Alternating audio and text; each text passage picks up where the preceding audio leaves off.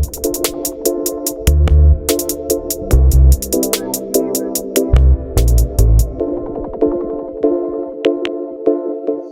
right, welcome to Fanatics Football, a football segment of the Fantasy Fanatics Podcast. I'm your host once again, James, and I'm joined once again by Mete and Nate. What's up, boys?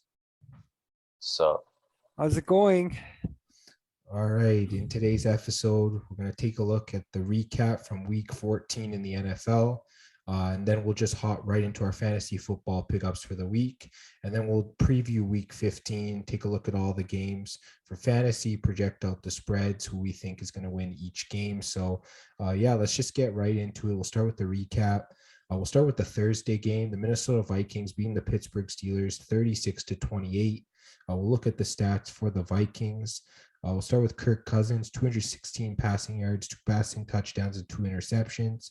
In terms of rushing, Dalvin Cook, 27 carries, 205 rushing yards, and 2 rushing touchdowns. So big day for him. In terms of receiving, KJ Osborne, 3 catches, 83 yards, and a touchdown. Justin Jefferson, 7 for 79 and a touchdown. And Tyler Conklin had 2 catches for 20 yards. I guess, Nate, I'll start with you. I guess, what are your thoughts on Minnesota? this was a really good game. Normally, Pittsburgh has a really good defense, and they're really good at limiting the other team's offense, but Minnesota really came to play, so good job. Yeah, I think TJ Watt got hurt partway through this game, and he's pretty much the lifeblood in the Steelers defense. Really unfortunate for them. We'll look at the Steelers now. Ben Roethlisberger, 308 passing yards, 3 passing touchdowns, and an interception. In terms of rushing, Najee Harris, 20 carries for 94 yards and a rushing touchdown. Then in terms of receiving, Chase Claypool, 8 catches for 93 yards. Deontay Johnson, 5 for 76 yards. James Washington, 4 catches for 65 yards and a receiving touchdown.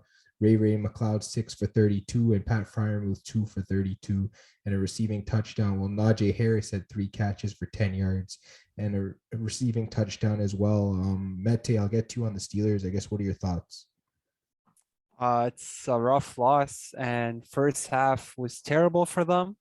So yeah, I was watching the game. After the first half, I pretty much thought it was over, but they made almost a crazy comeback, and at the end there, Claypool really cost them a couple of seconds.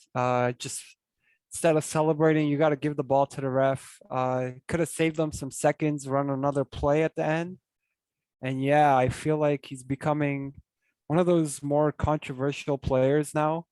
A couple of weeks ago, he had that quote about him saying he wants music at practice so they can have more fun. But I think he needs to be more focused on winning at this point.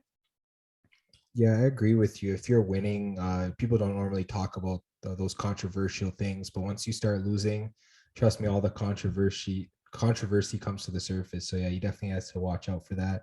We'll get to the next game now. The Dallas Cowboys being the Washington football team, 27-20.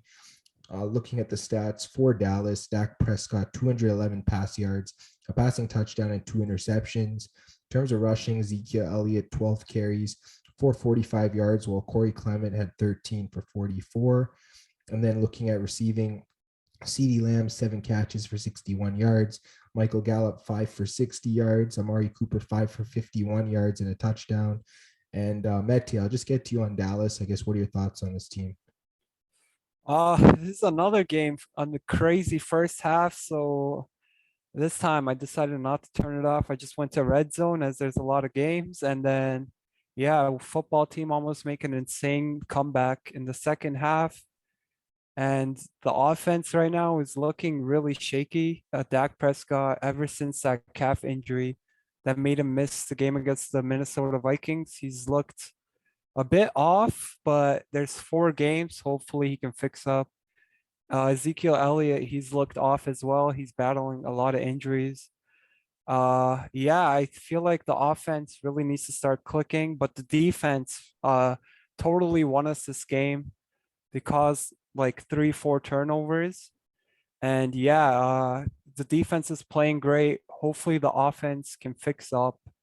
But there's 4 games to go. So yeah, there's still some time to fix things up. Yeah, for sure. I don't feel like Dallas is in any trouble at this point. This is a big divisional win. I feel like they're close to locking up the division. Of course, they have to keep playing well down the stretch. We'll definitely see if they can do that. Getting to Washington, taking a look at their stats. Taylor Heineke, 122 passing yards, a passing touchdown, and an interception. Kyle Allen comes in, throws 53 yards as well. In terms of rushing, Antonio Gibson, 10 carries for 36 yards. Jarrett Patterson had 4 for 29.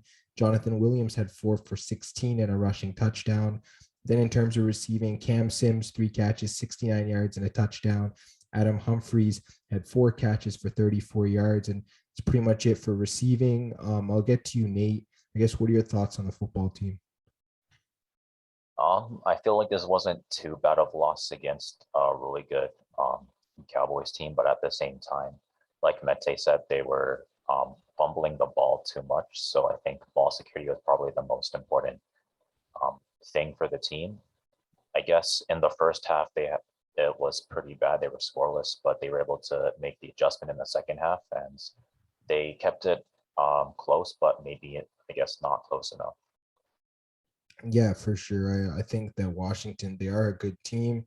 They just have certain games where either the defense struggles. I think this game the offense was struggling. They just sort of need to find their identity, in my opinion. They don't really have that right now. I think their defense is still continuing to play better. Hopefully that can become their identity, and hopefully they have a chance of making the playoffs. Yeah, let's just get into the next game. Tennessee Titans beating the Jacksonville Jaguars 20-0. So big win for the Titans. Looking at their stats, Ryan Tannehill, 191 passing yards. Then in terms of rushing, Deontay Foreman, 13 carries for 47 yards and a rushing touchdown. Ryan Tannehill, 4 carries, 29 yards and a rushing touchdown. And then in terms of receiving, Jeff Swaim, 3 catches for 45 yards. Anthony Ferkser, 4 for 34. And Julio Jones had 4 for 33. I guess, Nate, I'll get to you on Tennessee. I guess, what are your thoughts on this win? This was pretty impressive, especially from a defensive end. They were able to keep Jacksonville at 0 points. I know Jacksonville isn't necessarily the best team, but Tennessee isn't really known for their defense, but they were able to still contain Trevor Lawrence, and they didn't have to put up a really crazy score to win. Yeah, you're right about them containing Trevor Lawrence. He threw 4 picks in this game to go along with his 221 passing yards. Then in terms of rushing for the Jaguars, James Robinson, 6 carries for only 4 yards. So everything was contained there. In terms of receiving, Marvin Jones went 6 for 70. Treadwell had 4 catches for 68. Laviska Shenault, 4 for 34. And James O'Shaughnessy had 4 for 21. So really not much here. Mete, I don't know what you want to say about this Jaguars team, but go ahead. Yeah, Lawrence, he did have a tough game, 4 interceptions, but Peyton Manning in his rookie year, I believe he threw like 30 interceptions. So yeah, he's only a rookie. He'll get better. I think the main problem, honestly, is Urban Meyer. He seems really disinterested in this team. We saw the incident with him partying. There was this question. I think they asked him about an offensive lineman, and they were like, "Oh, he played bad or something." The reporter said that, and he like under his breath, he's like, "Yeah." They asked him for this game specifically about a defensive player. I'm sorry, I can't remember the names. And yeah, he's like, "Oh, this guy played. He's starting to play more, and the guy played 0 snaps." So yeah, I feel like he doesn't really know what's going on. He is a great college coach, but this is the NFL, and it's a totally different game. I think they need some better coaching to improve. Yeah, I definitely agree with that. College, big difference from the NFL. Obviously, college, they focus more on recruiting players and sort of building your roster. And the NFL, of course, every team has a salary cap, so you can't just have an unlimited recruiting budget. So, yeah, he's got to really focus on the actual coaching aspect. And I think that he's too used to, I guess, winning in college. When he comes to the NFL, he gets placed with a rough team and he gets really discouraged. So yeah, I don't know whether he's the right guy for this Jacksonville team. I guess time will tell. I think their season's pretty much over at this point, but yeah, they're going to be, I guess, in the running for first overall again this year. So yeah, it's pretty interesting to see who ends up getting that. And then, yeah, speaking of first overall, the Houston Texans are in the running for that as well. They get blown out by the Seahawks 33-13. We'll look at the Seahawks first. Russell Wilson, 260 passing yards, 2 passing touchdowns. In terms of rushing, Rashad Penny, big day, 16 carries, 137 yards, and 2 rushing touchdowns. Then through the air, Tyler Lockett, 5 catches, 142 yards, and a receiving touchdown. DK Metcalf, 4 for 43. Will Dissly, 2 for 38, and Gerald Everett, he had 2 catches for 15 yards and a receiving touchdown. Mete, I'll get to you on the Seahawks. Yeah, they started to win a few games in a row now. Yeah, they have, and I don't know. I feel like it might be a little too late. They're playing in a tough division and a tough conference, so they can't afford to lose any more games. And the score looks bad, but up until the third quarter, it was 19-13. So the Texans were doing pretty good, and they just pulled away near the end. So yeah, at least I can say that the Seahawks defense had a good showing, and yeah, outside of that, they haven't really looked like their regular selves. The Seahawks are usually 10 plus wins and playoff contenders. Yeah, to get into the playoffs, they're definitely going to have to run the table. I think the last playoff spot, the team does have a losing record, so there still is a chance for the Seahawks team. But yeah, like you said, it's going to be really tough. Getting to the Texans now, Davis Mills started this game at quarterback. He threw for 331 yards and a passing touchdown, so pretty good day for him. In terms of rushing, Rex Burke had 11 carries for 40 yards, Royce Freeman 11 for 15. And then in terms of receiving, Brandon Cooks 8 catches, 101 yards. Nico Collins 5 catches, 69 yards. Royce Freeman 6 for 51. And then both Rex Burkhead and Brevin Jordan had 4 catches for 26 yards, while Jordan found the end zone. Nate, I guess I'll get to you on the Texans. I guess, what are your thoughts? I guess this was a case of they were able to get downfield, but just weren't able to cross the end zone enough. I guess they had a pretty good first half against the Seahawks. They managed to keep up with them, but in the second half, they just weren't able to make enough adjustments, I guess. So the Seahawks were able to make their defensive adjustments, and the Texans weren't able to respond. But at the same time, this is a rebuilding team, so it's going to be a little tougher for them to make those kind of adjustments. Yeah, I definitely agree. They don't have I guess, as talented of a coaching staff, as talented of a roster. So all those things, I definitely agree with you. Texans, like we mentioned, they're one of those lottery teams. They're just looking forward to the draft at this point. We'll get to the next game. Big blowout. Kansas City Chiefs beating the Las Vegas Raiders 48-9. So I think this is the biggest win of the weekend. We'll get to the Chiefs. Patrick Mahomes, 256 passing yards, 2 passing touchdowns for him. In terms of rushing, Derek Gore, 9 carries for 66 yards and a rushing touchdown. Clyde Edwards-Helaire, 10 carries for 37 yards and 2 rushing touchdowns. And then in terms of receiving, Tyreek Hill, 4 catches for 76 yards. McCole Hardman, 2 for 59. Darrell Williams, 3 catches, 31 yards, and a receiving touchdown. Byron Pringle, 1 for 28, and Travis Kelce, 3 catches for 27 yards, while Josh Gordon had 2 catches for 9 yards and a receiving touchdown. Nate, I'll get to you. I guess, what are your thoughts on KC Nation? I mean, I guess they're back. This is pretty much the Kansas City team that we saw from last season, where they just steamrolled whatever team that they wanted outside of like a few other Super Bowl contenders. And I guess there's not really much to say about this. They're back. Yeah, I think there's been a lot of debates over the past few games with how good they've looked, whether they're still the team to beat in the AFC. I mean, it is possible if they can somehow secure home field advantage. It's going to be very tough to beat this team going forward. We'll get to the Raiders now. Looking at passing, Derek Carr, 263 passing yards, a passing touchdown, and an interception. In terms of rushing, Josh Jacobs, 9 carries for 24 yards. And then in terms of receiving, Hunter Renfrow, 13 catches for 117 yards and a receiving touchdown. A huge day for him. Josh Jacobs, 5 catches for 46 yards. Zay Jones, 5 for 25. And Brian Edwards had 2 catches for 24 yards.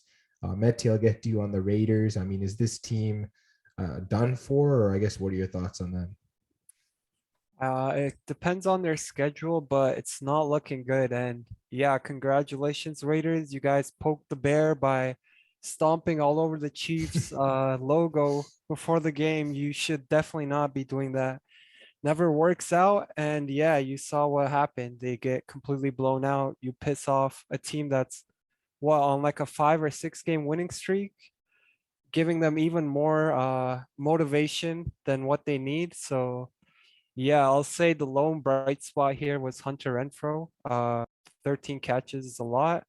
I think last 3 games he's had like 30 catches. So yeah, he's looking like a great target for Derek Carr.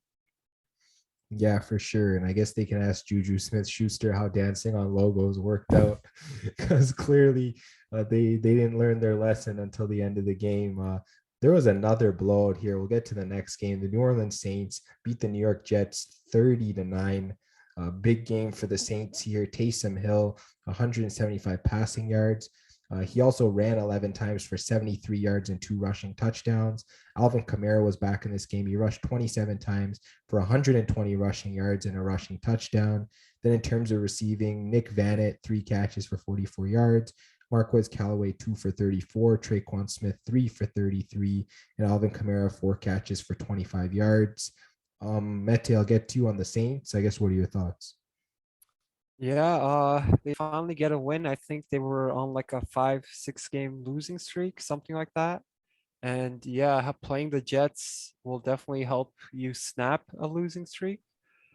Yeah, up until the fourth quarter, it was actually kind of close. They really pulled away in the fourth.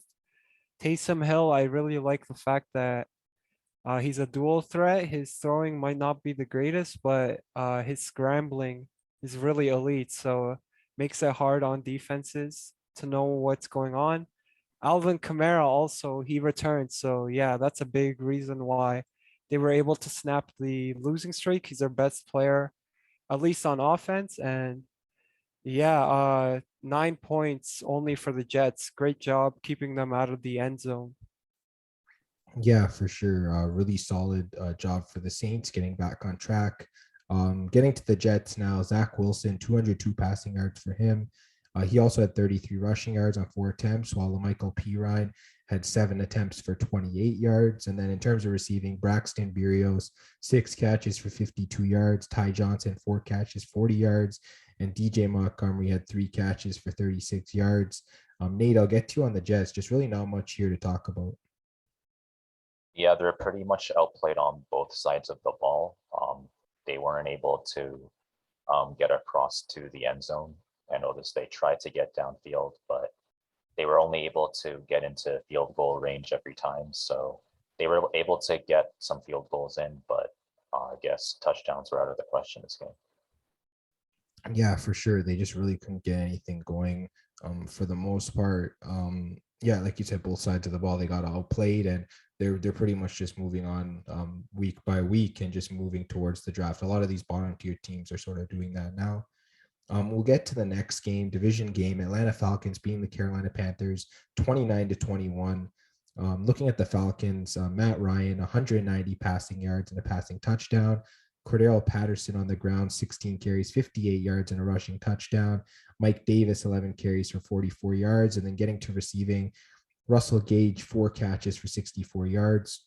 Kyle Pitts, 5 catches, 61 yards. And Mike Davis, 5 catches for 42 yards, while Hayden Hurst had 1 catch for 3 yards and a receiving touchdown. Nate, I'll get to you on this Falcons team. I guess, what are your thoughts on this win? It was a really close win. I think both teams were going back and forth, so it just came a question of whether Atlanta could outgun the Panthers, and they were able to this game. Yeah, for sure. I mean, they were on the road going into Carolina, and they got a big win here. So good on the Falcons. We'll get to the Panthers now. In terms of passing, Cam Newton, 178 passing yards and an interception. PJ Walker also played in this game, 75 passing yards, a passing touchdown, and an interception. Then on the ground, Cam Newton had 10 carries for 47 yards and a rushing touchdown. Chuba Hubbard, 10 carries for 33 yards and a rushing touchdown. And then in terms of receiving, Robbie Anderson, 7 catches, 84 yards, and a receiving touchdown. DJ Moore also had 84 yards on 6 catches. And then Brandon Zylstra had 4 catches for 45 yards. Mete, I'll just get to on the Panthers, and this team's really struggling right now. Yeah, it really hurts me to say this, but Cam Newton, I feel like he's kind of done for. At least as a passer, he's still a great rusher, but yeah, he's not the greatest passer right now. This is like the second straight game he gets benched mid-game for PJ Walker. So yeah, rough performance, and I feel like they probably missed Sam Darnold as most of their wins came with him, and he was getting a lot of criticism. So Panthers fans definitely probably miss him right now. They definitely miss Christian McCaffrey as the run game wasn't that great with Chuba Hubbard. Like I said, Newton was their best rusher, so he's still really good for running. Robbie Anderson, though, he had a good game. He's been really struggling this year. And yeah, the trade, uh, I think they traded Dan Arnold, like week 4 or 5, something like that.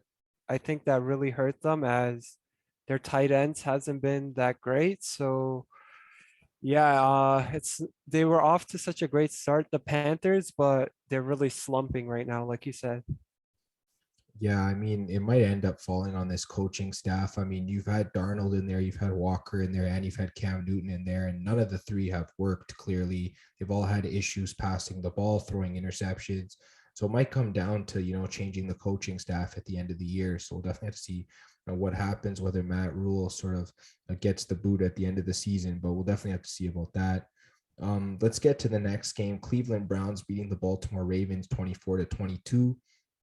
We'll look at the Browns. Baker Mayfield, 190 passing yards, 2 passing touchdowns, and 1 interception. In terms of rushing, Nick Chubb, 17 carries for 59 yards.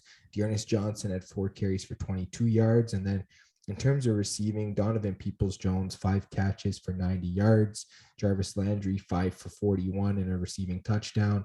Austin Hooper, 5 catches for 30 yards and a receiving touchdown. Nate, I'll just get to you on the Browns. I guess, what are your thoughts?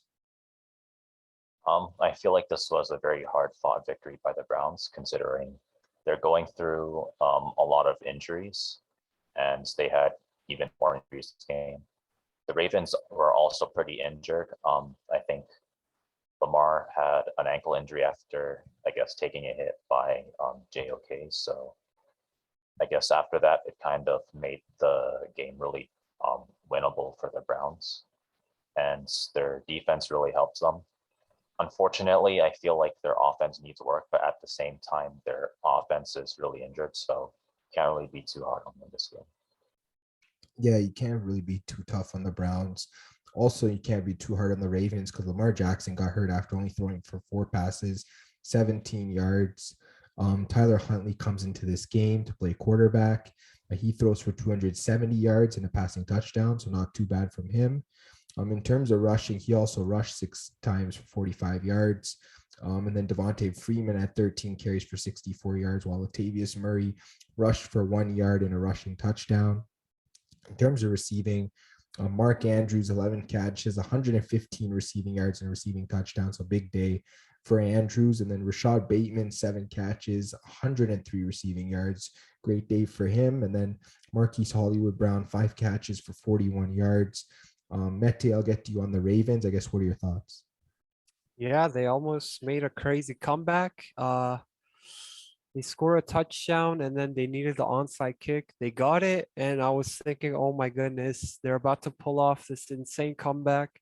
But then Jadeveon Clowney with a huge sack, I think was the game-saving play. But yeah, Tyler Huntley, like you said, he had a great game. I feel like he kind of pretty much plays like Lamar, so I like that as they don't have to have a different playbook for their backup quarterback. They can run the same exact plays. And yeah, Mark Andrews, he had a great game. Rashad Bateman as well.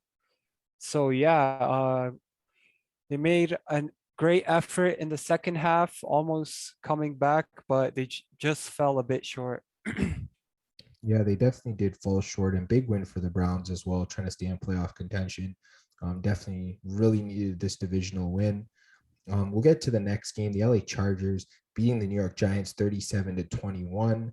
Looking at the Chargers, Justin Herbert, 275 passing yards and 3 passing touchdowns for him. In terms of rushing, Austin Eckler, 12 carries, 67 yards, and a rushing touchdown. Justin Jackson also had 9 carries for 35 yards, while Joshua Kelly also played in this game. He had 10 carries for 33 yards. In terms of receiving, Jalen Guyton, 3 catches, 87 yards, and a receiving touchdown. Josh Palmer, 5 catches for 66 yards and a receiving touchdown. And then Mike Williams had 6 catches for 61 yards, while Jared Cook had 2 catches for 8 yards and found the end zone. I guess, Mete, I'll get to you on the Chargers. What are your thoughts? Yeah, they're looking good again. They were off to a hot start, kind of got stagnant, and then they're starting to win again. Herbert has been amazing. Same for Eckler. Guyton did a great job this game without Keenan Allen. So yeah, his number was called upon and he delivered. And yeah, last season they weren't even too bad. I believe they were in a lot of one possession games. They had a lot of bad clock management. So yeah, this season they're looking much better. Better coach as well. Yeah, and they're looking great on the field as well, whether it's the navy or the powder blue jerseys. I definitely really like both of those for sure. We'll get to the Giants now. Mike Glennon played quarterback. He had 191 passing yards, 2 passing touchdowns, and an interception. In terms of rushing, Saquon Barkley, 16 carries for 64 yards. Devontae Booker, 8 carries for 56 yards. And Mike Glennon rushed 1 time for 7 yards and a rushing touchdown. In terms of receiving, Kyle Rudolph, 2 catches for 66 yards. Saquon had 3 catches for 31 yards and a receiving touchdown. And Devontae Booker had 4 catches for 28 yards, while Elijah Penny had 1 catch for 3 yards and a receiving touchdown. Nate, I'll get to on the Giants. I guess, what are your thoughts on this game? I guess this was kind of a game where the Chargers just outmatched the Giants. They weren't really able to lean in their run game enough, which is kind of disappointing because Saquon's a really good running back. Mike Glennon played pretty good, I guess, aside from getting that fumble. His ball security is pretty decent, but if he didn't get that fumble, maybe it would have been a little bit closer. But at the same time, they had 2 scoreless quarters, and by the time they tried to come back, it was already too late. Yeah, I definitely agree. Too little, too late at the end. Some garbage time points just sort of made it look closer than the game actually was. Chargers big win, obviously, and another big win from a team in that division, the Denver Broncos. They really beat up on the Detroit Lions 38-10. Obviously, big win for them, celebrating the death and a memorial for Demaryius Thomas. Really unfortunate for him, and I think the Broncos really put on a show to show their love and compassion for him. And yeah, big day. Teddy Bridgewater, 179 passing yards, 2 passing touchdowns. On the ground, Melvin Gordon, 24 carries, 111 rushing yards and 2 rushing touchdowns. Javonte Williams, 15 carries, 73 rushing yards and a rushing touchdown. And then in terms of receiving, Noah Fant, 4 catches for 51 yards. Jerry Jeudy, 5 for 47. Albert O, 5 for 41 and a receiving touchdown. And Tim Patrick, 2 catches for 21 yards, while Javonte Williams had 1 catch for 10 yards and a receiving touchdown. Nate, I guess I'll get to you on the Broncos. Pretty big win for them. Yeah, really dominant. Normally, Detroit is able to contain some teams that you wouldn't expect and make the game closer than you would expect it to be. But the Broncos have a pretty underrated offense. I think they're pretty deep in every position that matters, and pretty much makes it hard for any team to contain them, I think. Yeah, their rushing attack's very solid as well. They have a 2-headed monster with Gordon and Williams that just pretty much dominate, whether it's the passing or whether it's the receiving game or the rushing game. So yeah, really solid. Getting to the Lions now. Jared Goff, 215 passing yards, a passing touchdown, and an interception. In terms of rushing, Craig Reynolds, 11 carries for 83 yards. Godwin Igwebuike had 8 carries for 25 yards. And then in terms of receiving, Amon-Ra St. Brown, 8 catches for 73 yards. Josh Reynolds, 3 for 52 yards. And Khalif Raymond, 4 for 31 and a receiving touchdown. Mete, I'll get to you on the Lions. It's a pretty tough loss for them. Yeah, it's tough. A couple episodes ago, I think I was talking about how I was really impressed with the Lions defense, and they didn't have that today. I feel like the tragedy of Demarius Thomas, it just really motivated the Broncos. So I think that was a big factor. But yeah, the positives for the Lions, Craig Reynolds, their practice squad running back, had a great game. Monroe St. Brown, he's looked great last couple of weeks, and same for Josh Reynolds. They picked him up recently, and he had chemistry with Jared Goff from the Los Angeles Rams. So yeah, those three guys had great offensive showings, I think. Yeah, definitely a tough day for the Lions. Hopefully they can at least look better next week. They probably won't win the game, but yeah, maybe put up a better showing offensively for sure. Moving into the next game, San Francisco 49ers beating the Cincinnati Bengals 26-23. I believe this game went to overtime where the 49ers won it. We'll get to the stats now for the 49ers. Jimmy Garoppolo, 296 passing yards, 2 passing touchdowns for him. In terms of rushing, Jeff Wilson, 13 carries for 56 yards. Deebo Samuel, 8 carries for 37 yards and a rushing touchdown. Then in terms of receiving, George Kittle, 13 catches, 151 yards and a receiving touchdown. He seems to be having big games every week since he's been healthy. In terms of Brandon Ayuk, he had 6 catches for 62 yards and a receiving touchdown. Juwan Jennings, 3 catches for 46 yards, and Deebo Samuel had 1 catch for 22 yards. I guess, Mete, I'll get to you on the 49ers. I guess, what are your thoughts on this team? Uh, they're pretty good. You guys know I'm not the biggest fan of Garoppolo, but I can't hate this game. He had a really good game. Jeffrey Wilson, he did all right, filling in for Elijah Mitchell. Deebo Samuel, his versatility is amazing. This guy's getting 5+ carries recently, scoring rushing and receiving touchdowns pretty much. So yeah, he's a great weapon for them. George Kittle had a monster game, and the defense did their job. So yeah, I think they're a solid team. It's just Garoppolo for me is a game manager. So they're gonna go as far as the defense and how well the playmakers make plays when the ball is in their hands.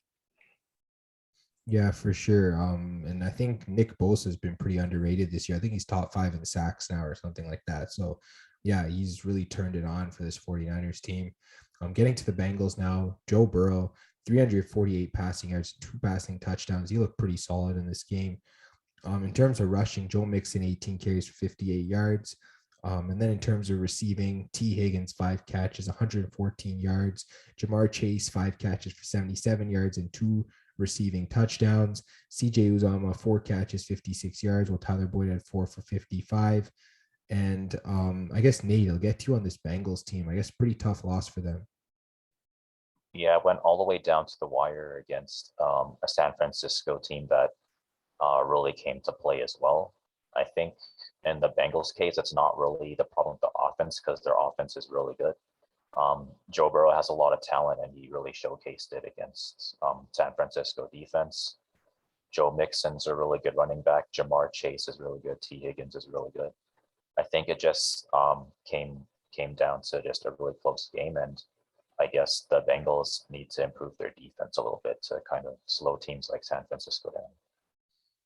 Yeah, I think San Francisco, like the way that they construct their offense, they're really tough overall, even if you have a good defense. So I think the Bengals did play better on defense here than they did play against the Chargers the week before. So yeah, just a small improvements definitely would go a long way for this team. Then getting to the next game, this game also went to overtime. Tampa Bay Buccaneers beating the Buffalo Bills 33-27. Let's get to the stats for Tampa Bay. Tom Brady, 363 passing yards and 2 passing touchdowns. One of them is his 700. So congrats to Tom Brady. In terms of rushing, Leonard Fournette, 19 carries for 113 rushing yards and a rushing touchdown. Tom Brady had 7 carries for 16 yards and a rushing touchdown as well. In terms of receiving, Chris Godwin, 10 catches, 105 yards. Mike Evans, 6 catches, 91 yards and a receiving touchdown. Rob Gronkowski, 5 catches for 62 yards. And Brashad Perryman, his 1 catch was in overtime and it went for 58 yards and for the game-winning touchdown. So, Nate, I'm going to get to you on Tampa Bay. I guess, what are your thoughts on this team? Really solid team. They're the defending champs for a reason. I think Buffalo Bills, they're a really good team as well. And this game went all the way down to the wire, and the Buccaneers were able to dig deep and come out on top.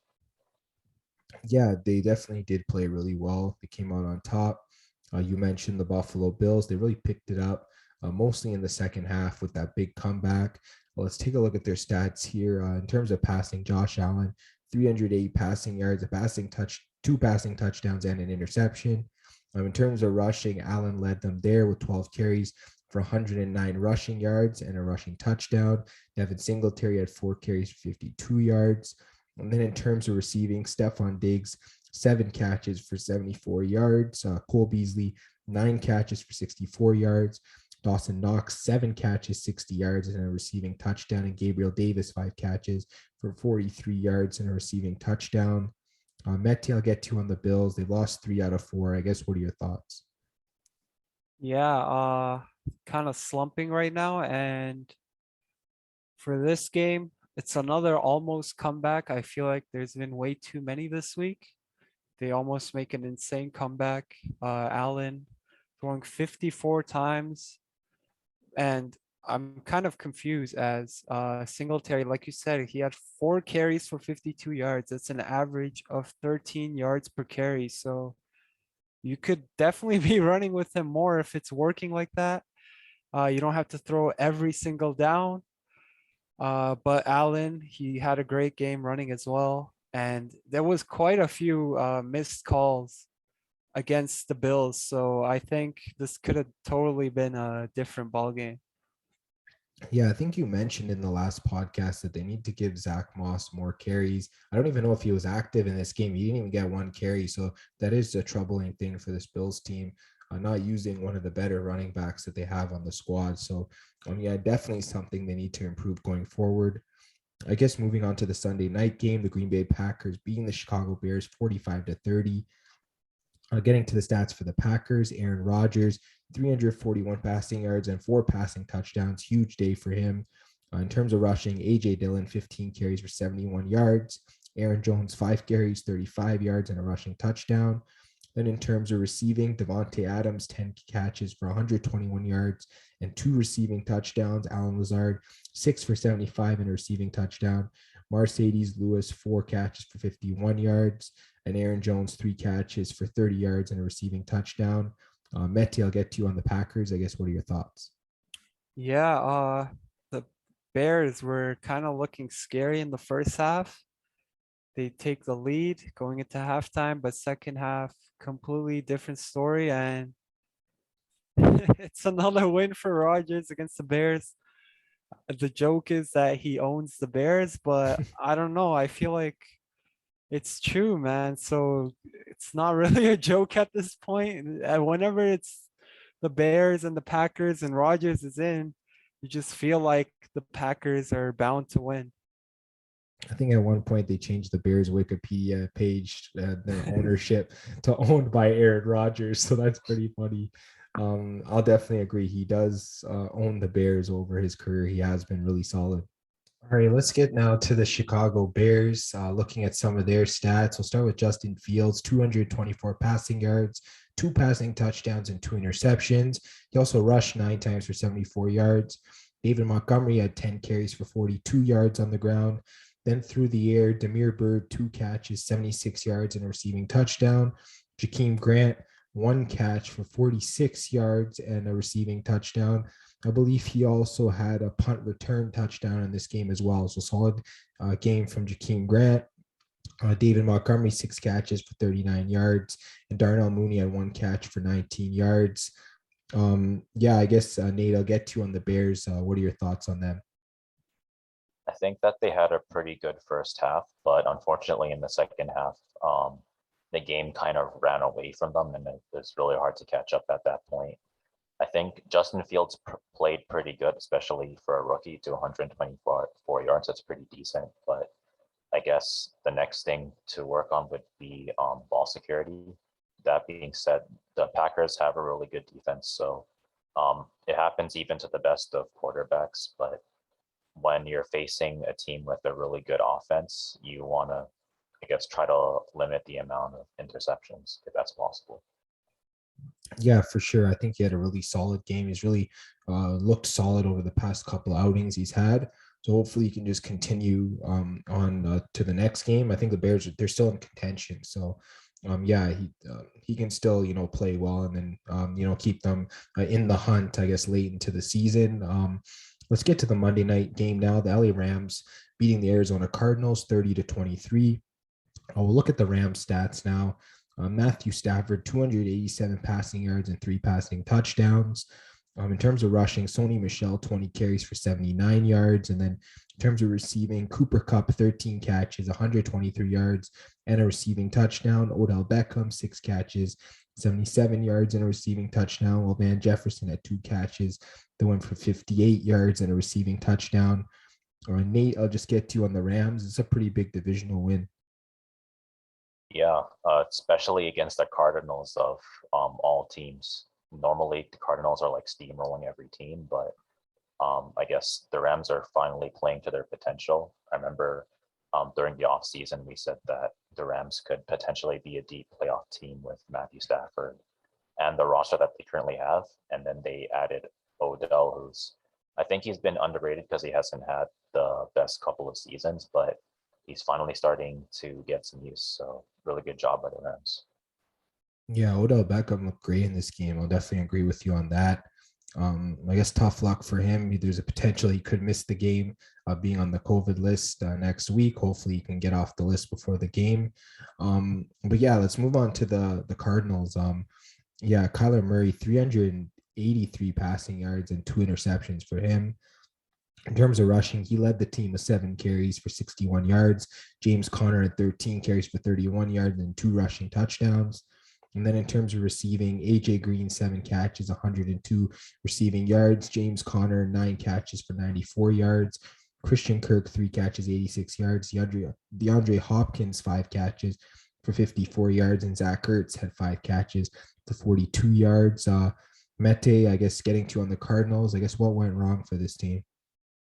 Yeah, this is another almost comeback.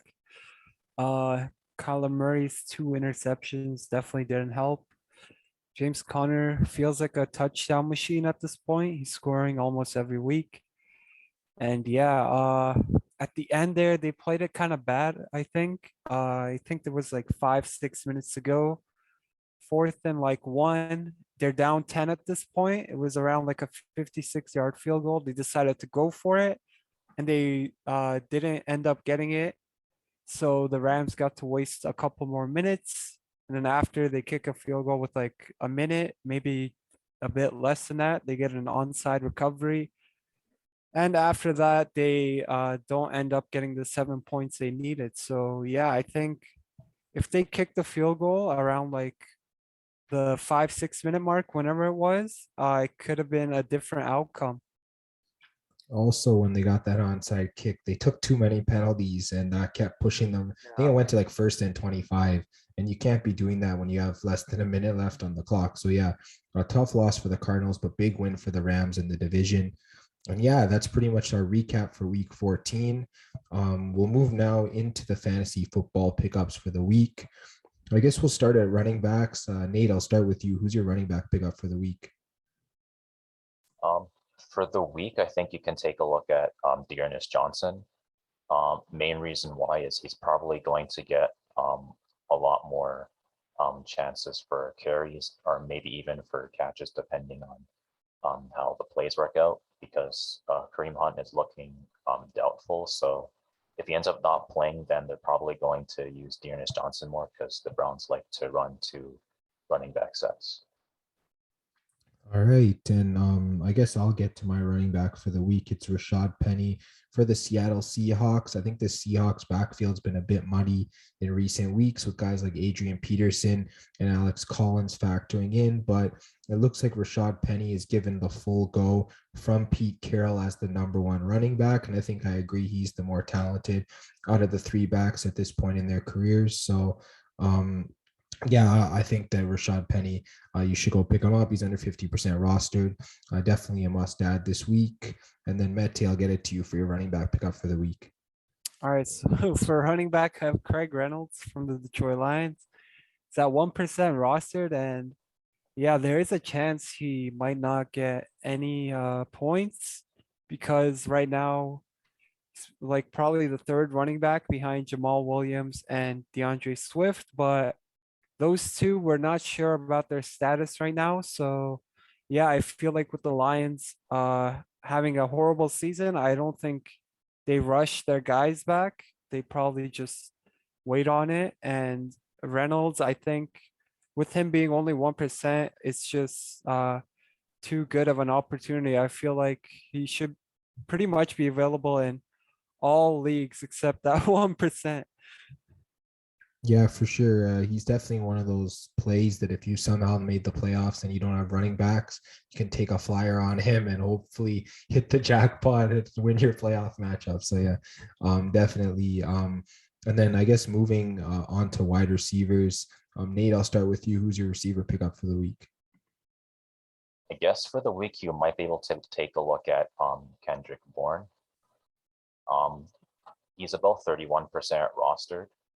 I guess depending on the type of defense, he ends up getting utilized more. So I feel like the Colts are kind of in the middle. So I feel like that kind of gives Bourne an opportunity to get some fantasy points. All right, and I guess my wide receiver pickup for the week is Devontae Parker. I think that he's a great pickup for this week. I feel like he just came back from injury. He's been utilized quite well, and he has a great upcoming schedule, starting with the Jets in Week 15. And I believe he has the Saints pass defense, which hasn't been great, and then he also has the Titans pass defense, which hasn't been the greatest either. So he's got three exploitable matchups over your playoff fantasy schedule. So definitely go pick him up. He's under 50% rostered. You can throw him into a flex spot. He should be pretty solid. Mete, I'll get to you for your receiver pickup for the week.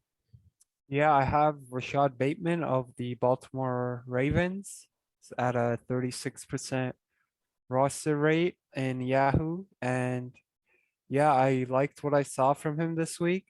Lamar, he might not play this week. And Tyler Huntley, I think most, if not all, his catches came from Huntley. So it looks like Huntley really likes Rashad Bateman. So if Lamar can't go, I think it's even better for Bateman. All right. And I guess moving on to quarterbacks, Nate, I'll start with you. Who's your quarterback pickup for the week? For the week, I think you can take a look at Ben Roethlisberger, 22% rostered, but his past few games have been pretty good. 22 points against the Chargers, 19 against Baltimore, 25 against Minnesota, and Tennessee doesn't have the best passing defense, so I feel like he should be able to get over 20 fantasy points if you pick him up. Yeah, definitely. And I guess for my quarterback pickup for the week, I have Tua Tagovailoa for the Miami Dolphins. We talked about how consistently he was getting around 20 fantasy points per week.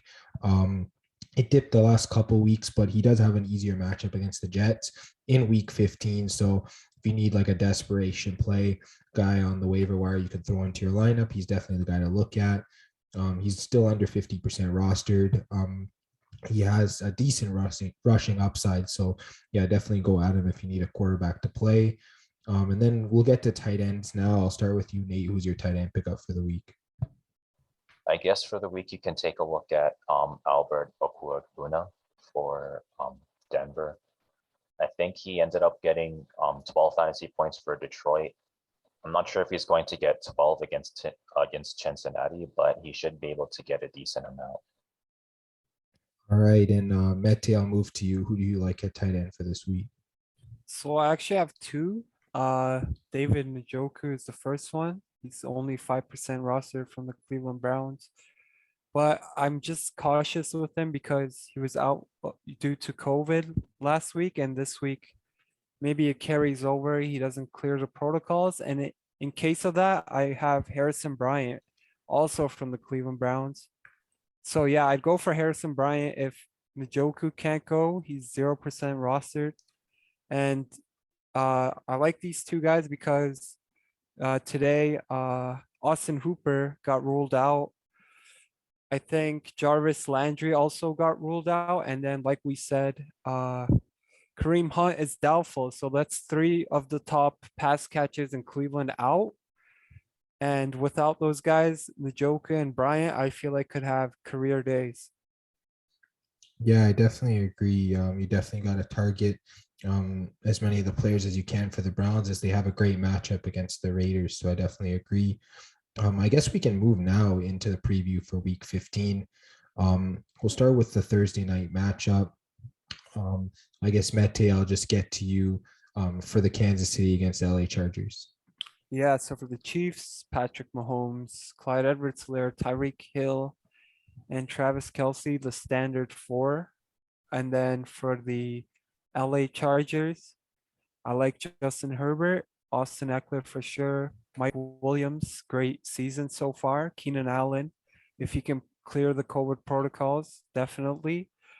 I like Jalen Guyton if Keenan Allen can't suit up. He had a great week last week in Keenan Allen's place. And then Jared Cook, I'd probably play in deeper leagues. All right, and I guess getting to the matchup, it looks like the Chiefs are favored by 3 points on the road. Mete, I'll start with you. I guess, which side do you like here? I think 3 points is too little for the Chiefs. They're really hot right now, so you got to keep riding with the Chiefs, I think. Yeah, I've noticed that the Chargers have some guys that either have injuries or they're on the COVID list. So I think the Chiefs seem to be a little bit healthier right now. I guess we got to monitor the status of Chris Jones, but other than that, I think they should be able to cover the three. I guess, Nate, what are your thoughts?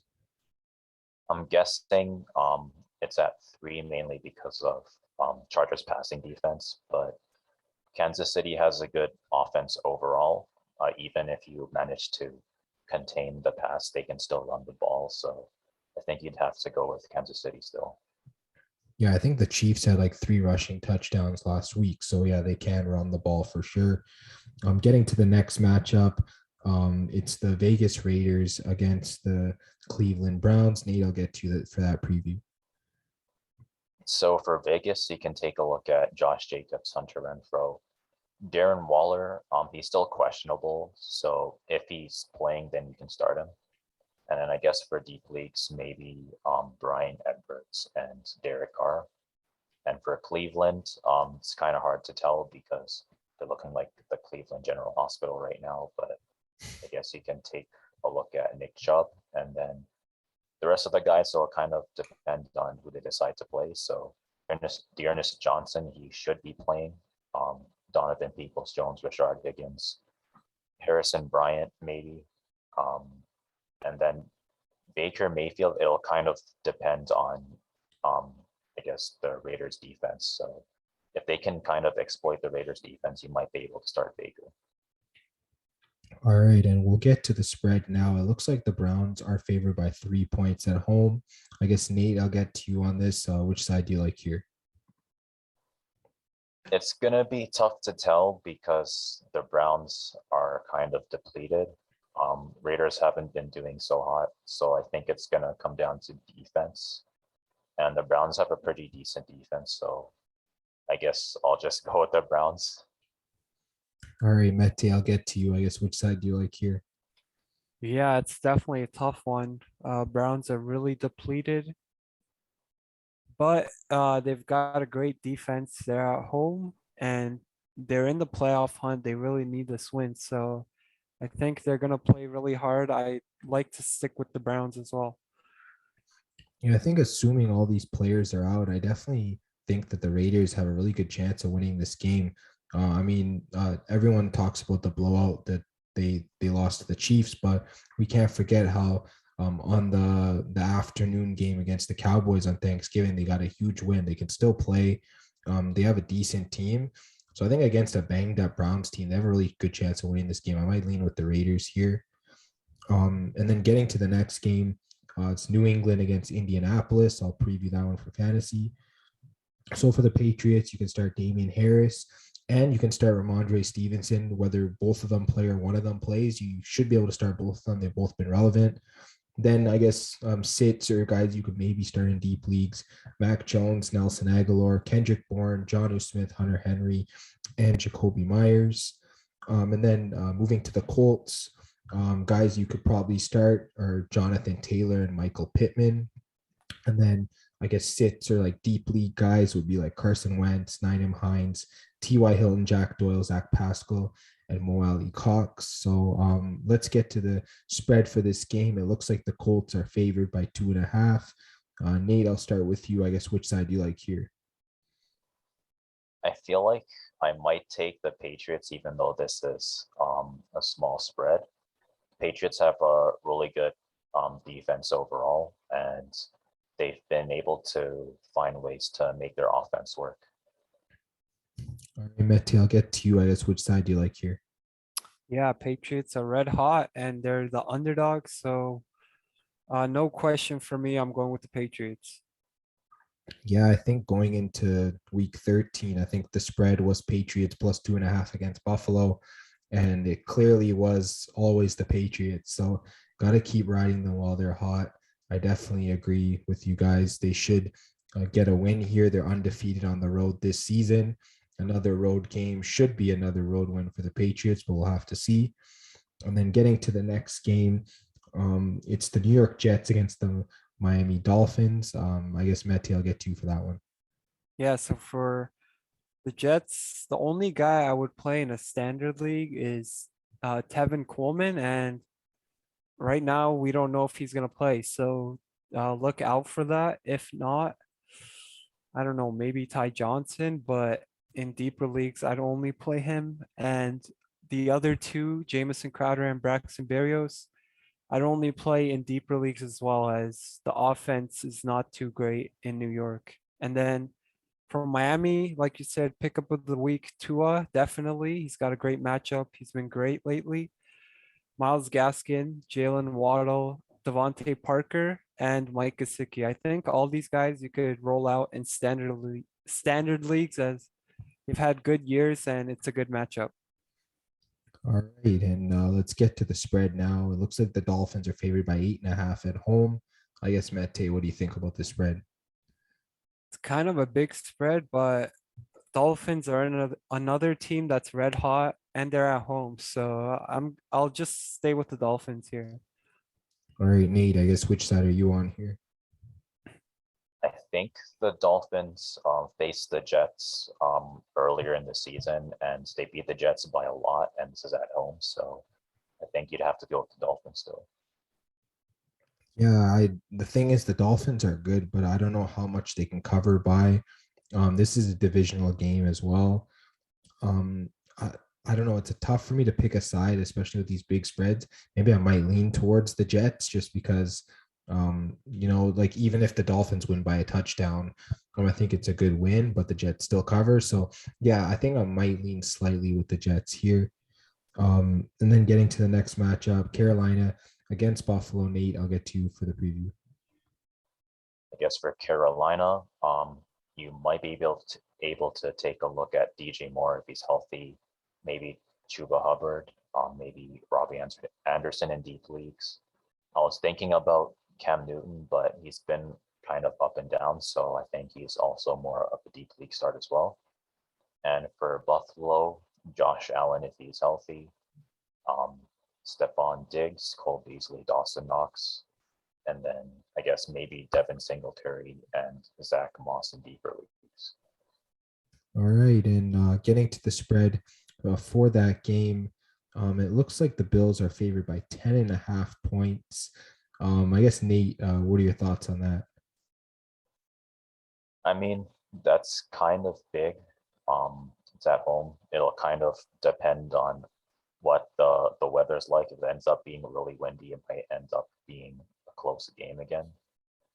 So I guess if the weather's bad, you can go with the Panthers, but the weather's all right, you can go with the Bills. Yeah, Mete, what are your thoughts on this spread? Yeah, that's a great point. I was gonna say Bills, but it's December in Buffalo, so it could definitely be a bad weather game. And I was also gonna say if Cam Newton's in for the Panthers, definitely go with the Bills. But again, if it's a bad weather game, Cam Newton's a good runner. So yeah, if it's a bad weather game, definitely go with the Panthers. If not, I'd go with the Bills. Yeah, I feel like the spread could keep climbing. I think anything over 10, you got to lean towards the Panthers, in my opinion. I feel like the Bills, I don't know when the last time they scored 30 points was, but it's been a while. They were one of the highest scoring teams earlier in the season, but it just hasn't been happening. So if you think the Panthers can at least score 21 points, then I think you should be safe going with them on the spread. So I'm going to do that. And then I guess getting to the next game, it's Arizona against the Detroit Lions. I'll preview that one for fantasy. For the Cardinals, you're starting Kyler Murray, James Conner if he plays. If not, Chase Edmonds should be returning this week, so you can roll him out.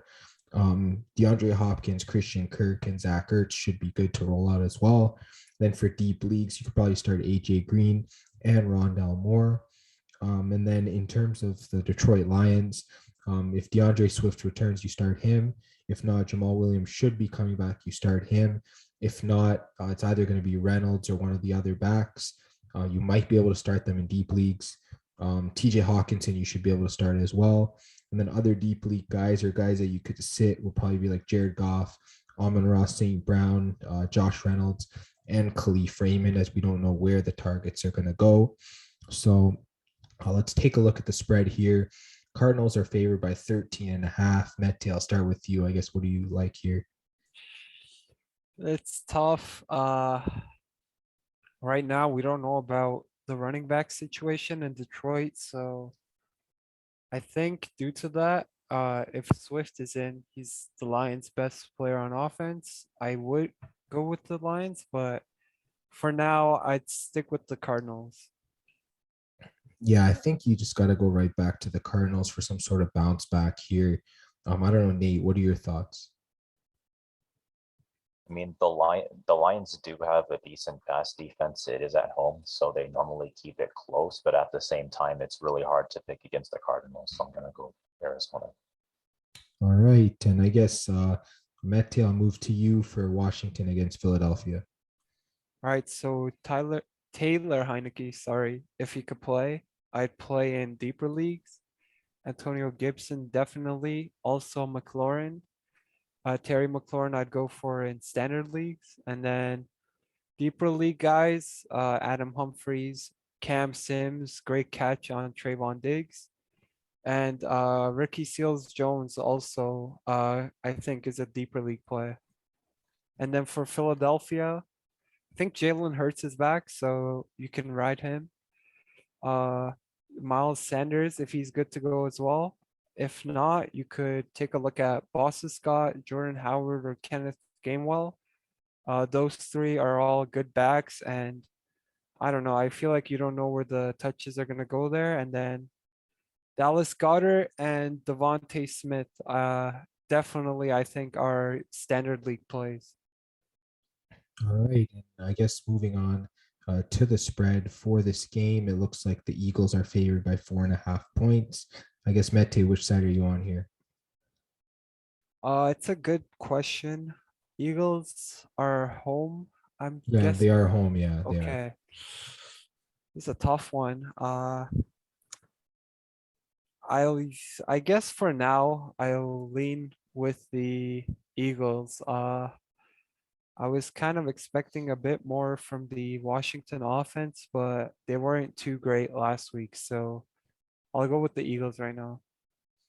Yeah, Nate, what are your thoughts on this? It's really hard to tell. I feel like both teams are kind of up and down, but I guess I'll go with the Eagles for now. Yeah, I think I might be leaning slightly towards the Eagles. I just feel like, whether they have, whether it's Jalen Hurts or Gardner Minshew, I feel like that it's still an upgrade over the way Heineke's been playing as of late. It's been a little shaky, and yeah, the Eagles' defense is pretty underrated in my opinion. So, yeah, I think I might actually go with the Eagles on the spread here. And then just moving on to the next game, Tennessee against Pittsburgh. I guess Nate, I'll get to you for that one for fantasy. I guess for Tennessee, you can maybe take a look at Deontay Foreman, Julio Jones, Nick Westbrook, your kind, maybe Ryan Tannehill and Dontrell Hilliard. And for Pittsburgh, maybe you can take a look at Ben Roethlisberger, Najee Harris, Deontay Johnson, Chase Claypool, and Pat Fryermuth.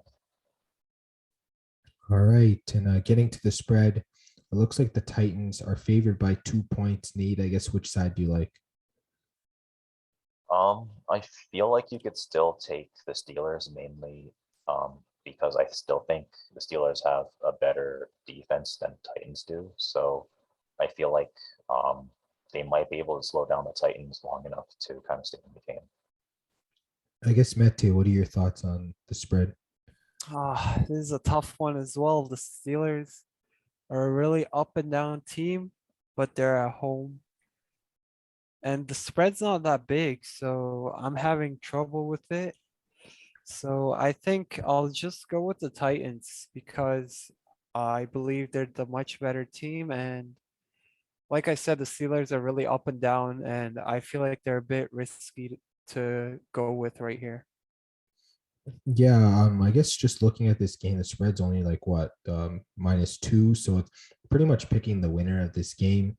At this point, I feel like the Titans are not as under pressure in terms of making the playoffs as Pittsburgh is. So there's a chance that Pittsburgh tries to get TJ Watt back in for this game, potentially bring others back. So I think I might lean with Pittsburgh. This game honestly could go either way. Like this is one of the games where the teams are pretty much like even between the two. So yeah, I think I might slightly lean with Pittsburgh because they're getting points.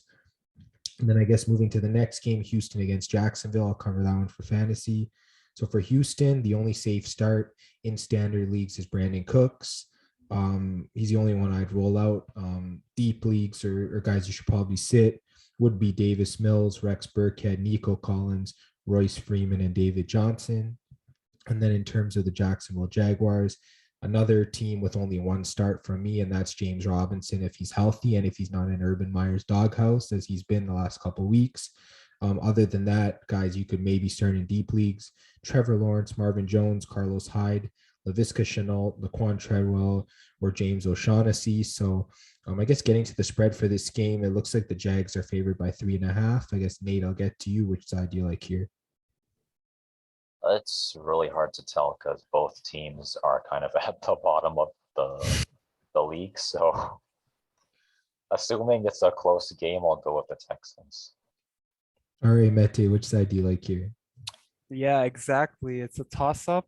I usually like to go for the underdog. And I'm not the biggest fan of Urban Meyer.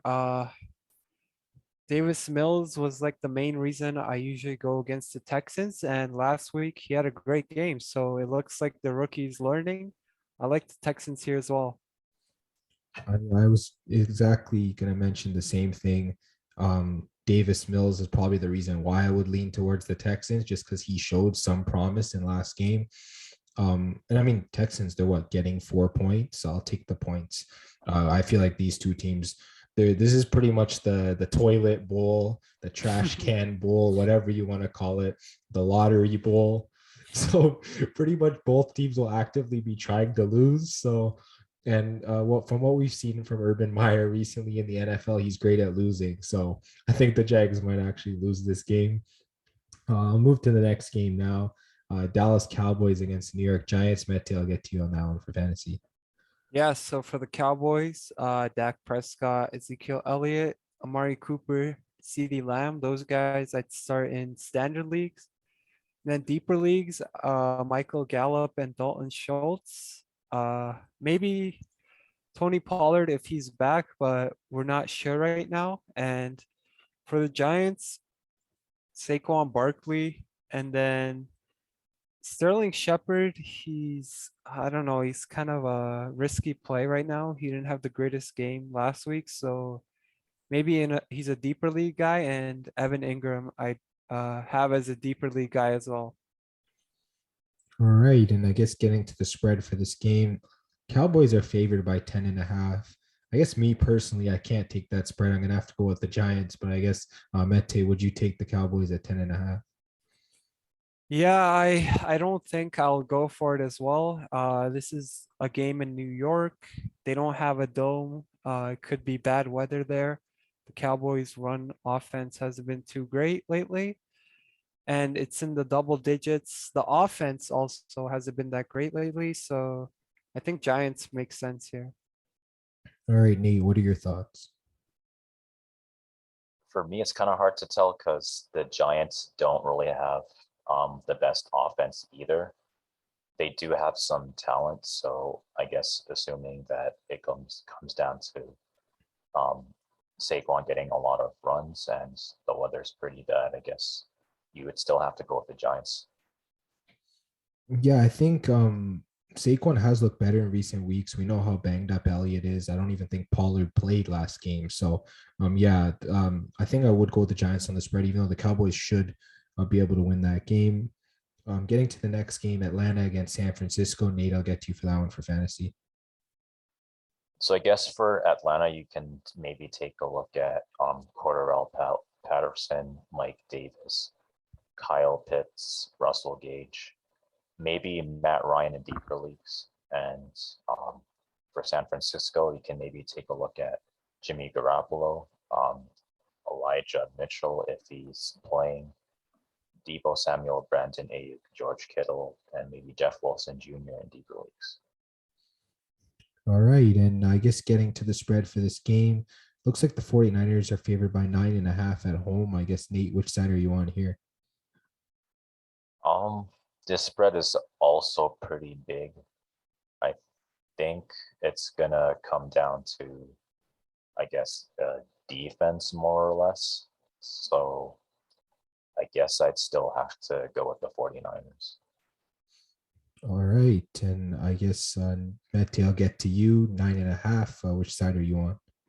I think the Falcons are kind of underrated because we all know a lot of people like to think about them as being chokers, but yeah, with Cordell Patterson, they're a pretty good team, and 9.5 is a bit of a bigger spread, so I think the Falcons could cover this, honestly. Yeah, the thing is, I really don't trust the Falcons. They haven't beaten a team over 500 this season. Last week they beat the Panthers, a team that's now below 500. So I think the 49ers, they've just been a wagon the past couple of weeks. They've been steamrolling teams. I guess ever since that loss to the Seahawks, all the other games around there, they haven't lost. They even beat a tough Rams team. They blew them out of the water. I don't think that the Falcons can stop whatever attack the 49ers have. I actually think that they win by 2 or more touchdowns. So I'll go with the 49ers here. Getting to the next game, Cincinnati against the Denver Broncos. I'll preview that for fantasy. For the Bengals, you're starting Joe Burrow, Joe Mixon, T. Higgins, and Jamar Chase. And then deep leagues, CJ Uzama and Tyler Boyd. And then for the Broncos, you're starting Melvin Gordon, Javonte Williams, and potentially Jerry Jeudy. He's been building week by week ever since he came back from injury. You might be able to start him. And then deep league guys would be like Teddy Bridgewater, Noah Fant, Cortland Sutton, and Tim Patrick. And then we'll move to the spread. It looks like the Broncos are favored by 1.5. Nate, I'll get to you on the spread. Which team do you like here? I feel like they're both really talented teams on offense, but I think the Broncos have a better pass defense than the Bengals do. So I'm going to go with the Broncos. All right, Mete, which side do you like here? Broncos are favored by 1.5 at home. I still like the Bengals. They had a tough loss, but they're the underdogs. I feel like they could win this game. So, yeah, I like the Bengals. Yeah, I was just gonna say I feel like we're overvaluing the Broncos after beating up on the Lions. I feel like these teams should be like a pick 'em. or something. And I think at that value being +1.5, I'm going to go with the Bengals as well. They might not win this game, but I think they definitely have a good chance of doing so. So yeah, I'm going to go with the Bengals here. And then for the next matchup, Seattle against the LA Rams. Mete, I'll get you on that one. All right, so for Seattle, Russell Wilson, pickup of the week, Rashad Penny looked great. So I like him. Tyler Lockett, DK Metcalf, and Gerald Everett, I'd play in deeper leagues. For the Los Angeles Rams, Matthew Stafford, Darrell Henderson Jr., if you can clear the COVID protocols. If not, Sony Michel, he's done a great job filling in. Odell Beckham Jr., he's looked great as a Ram. Van Jefferson, he's done great lately. And then Tyler Higbee and Cooper Kupp as well. All right. And moving on to the spread here, the Rams are favored by 4.5. I guess, Mete, which side do you like? Yeah, I think I might have to go with the Rams here.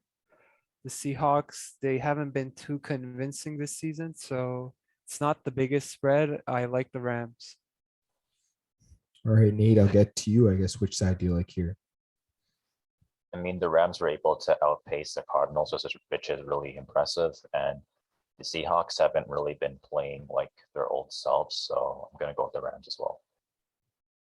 I think one thing I've learned about teams from this division is that you just got to take the team that's getting points because the games are so close, or the team getting points is usually winning outright. So I think I'm going to take the Seahawks here at +4.5.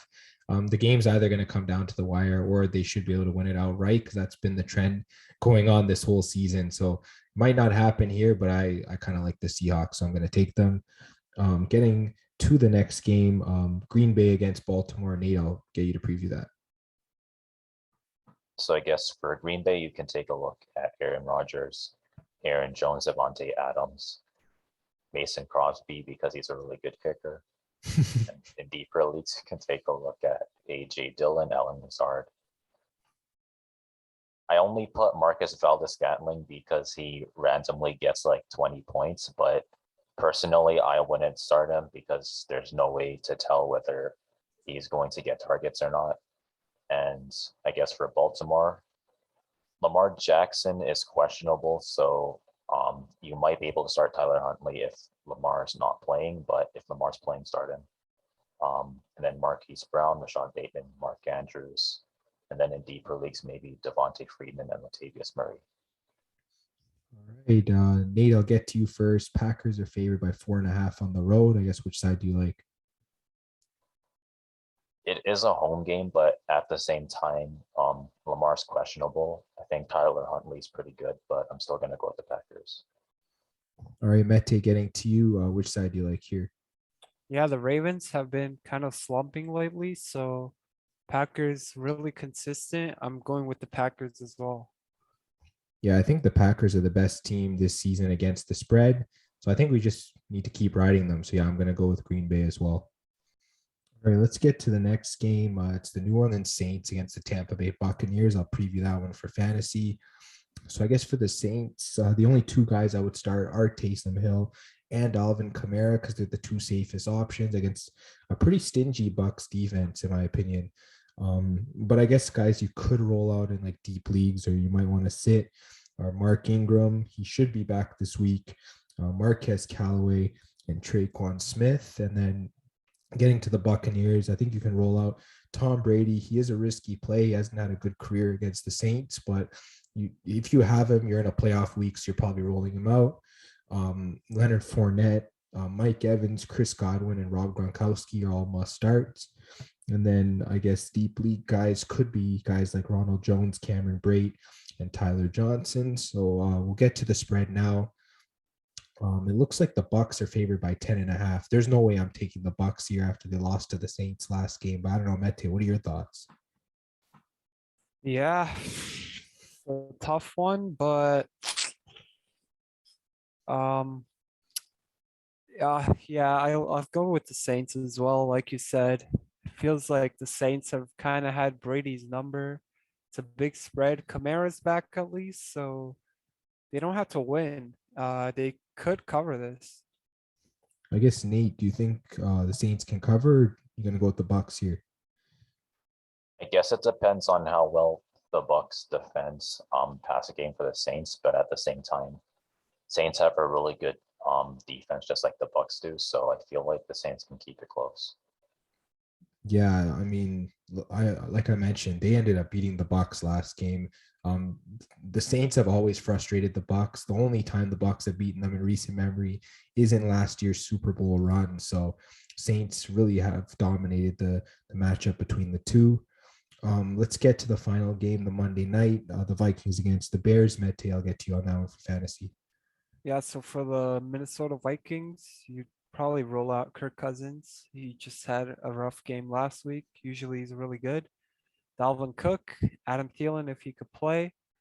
Justin Jefferson, KJ Osborne, probably in deeper leagues if Adam Thielen is in, but if he's out, he's a standard league guy as well. And Tyler Conklin, I think, is a deeper league guy. For the Chicago Bears, Justin Fields, probably another deep league guy. David Montgomery, and then Darnell Mooney, Cole Kmet, Allen Robinson. Those three, I think, are all deep league plays. All right, and we'll get to the spread for the game. The Vikings are favored by 3.5. I guess Mete, which side are you on? Yeah, it's really tough calling these Vikings games, but it's kind of hard not to go with them here. I know the Bears are home, but they haven't been great this season. So Vikings, they're trying to make the push. Hopefully, they start getting more consistent at this point. All right, Nate, what about you? Which side do you like? That's really hard to call. 3.5 makes it really tricky. I'm just gonna go with the Bears, mainly because they're at home and they have a good pass defense. Yeah, give me the Bears as well. I told you I don't like the Vikings on the road. They were at home last game and they almost lost at the end of the game. So I think on the road, I don't even want to trust the Vikings. Plus, their games are usually won by 3 points or less, so they could still win and not cover. So I'm going to go with the Bears here.